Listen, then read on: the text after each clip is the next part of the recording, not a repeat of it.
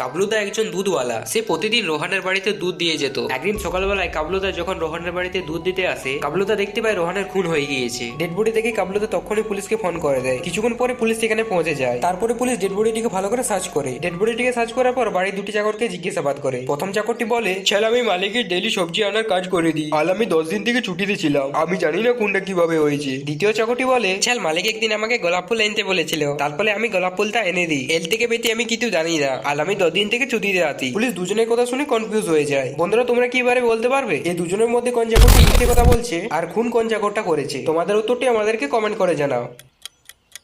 উত্তর শোনার আগে ভিডিওটি ভালো লাগলে ভিডিওটিকে একটি লাইক করে দাও, আর এরকম গল্পের দানা ভিডিও দেখতে হলে চ্যানেলটিকে সাবস্ক্রাইব করে পেজটিকে ফলো করে দাও। এখানে দ্বিতীয় চাকরটি মিথ্যে কথা বলছে, কারণ তুমি যদি রোহনের বাড়িটি ভালো করে দেখেছো, দেখবে তার বাড়িতে অনেক গোলাপ ফুল আছে। তার বাড়িতে যদি গোলাপ ফুল ছিল, তাহলে তার চাকরকে কেন গোলাপ ফুল আনতে বলবে? তার মানে দ্বিতীয় চাকরটি পুলিশের হাত থেকে বাঁচার জন্য মিথ্যে কথা বলছে, সেই খুনটা করেছে।